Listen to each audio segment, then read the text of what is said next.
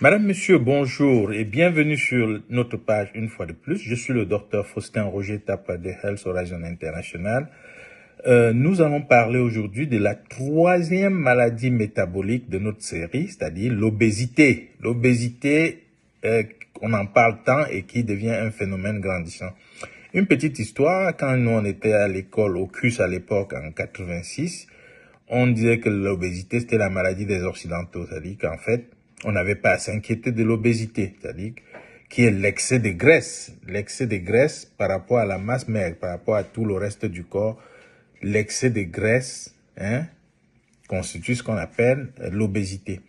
Et on nous disait, non, c'est l'une des maladies des Occidentaux, tout comme le diabète et l'hypertension, c'était les maladies métaboliques. Mais aujourd'hui, il n'en est plus le cas. Vous prenez les pays développés, l'obésité est sans cesse croissante, avec les États-Unis en tête, où presque 43% de la population est obèse, ce qui est beaucoup. Ça devient un fléau, ça devient effectivement un problème de santé publique. Et quand vous comparez au Cameroun, aujourd'hui comparé à 86 où on disait que c'est la maladie des Occidentaux, on n'est pas si loin, hein. On est à 30% et plus de population obèse, ce qui montre que nous avons beaucoup évolué sur ce plan, même si c'est négativement. Donc l'obésité, c'est l'excès de graisse, c'est-à-dire que ce n'est pas l'excès de poids, hein. Donc faites attention. Et l'obésité a été définie jusqu'ici par l'index de masse corporelle. L'index de masse corporelle, c'est le rapport entre le poids et la taille de l'individu qui permet de définir s'il est obèse ou pas. Mais cette définition n'est pas juste jusqu'à récemment. Aujourd'hui, on n'utilise plus l'index de masse corporelle de façon formelle parce que ça ne reflète pas la réalité. L'index de masse corporelle va vous dire que entre telle tranche de numéros et de telle autre, c'est une obésité modérée. Entre telle tranche et telle tranche, c'est sévère. Et là, c'est moyen, ainsi de suite. Donc, ce qui n'est pas vrai, parce que l'obésité dépend de la graisse de chaque individu.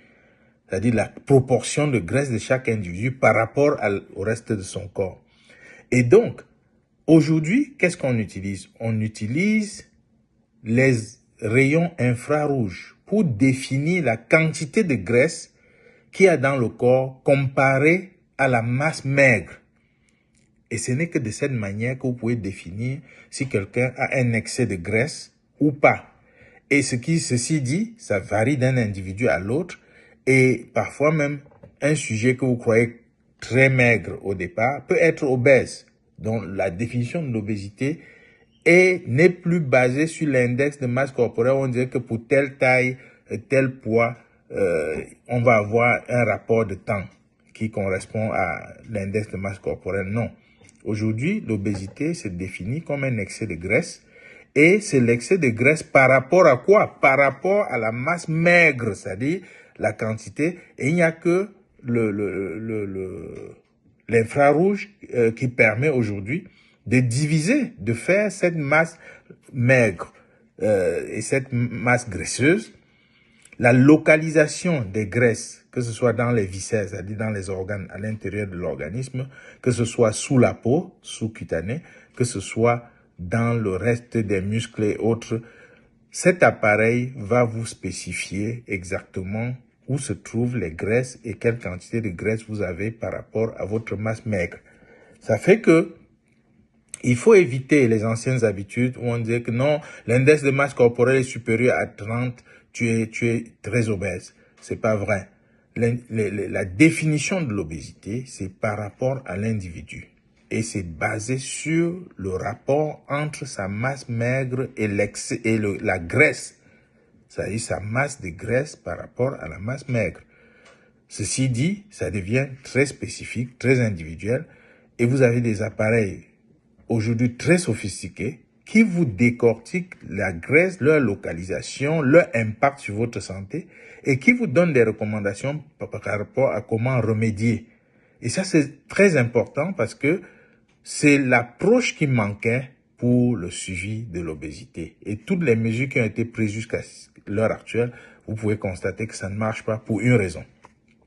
Donc l'obésité, c'est un fléau de santé publique, c'est un problème aujourd'hui qu'il faut résoudre parce que c'est à la base de beaucoup de maladies. Les maladies métaboliques, l'hypertension, le diabète dont on parle tout le temps, et beaucoup d'autres maladies cardiovasculaires, rénales, hépatiques, la stéatose, tout le monde connaît au niveau du foie, la graisse au niveau du foie qui détruit les cellules hépatiques. Et c'est un problème, aussi bien chez les enfants, chez les adultes que chez les vieillards. Donc là, c'est un phénomène très dangereux pour la santé en général dans le monde et en particulier dans certains groupes sociaux. Donc nous allons nous atteler par la suite à voir quelles sont les causes possibles de l'obésité en réalité et quels sont les facteurs qui peuvent prédisposer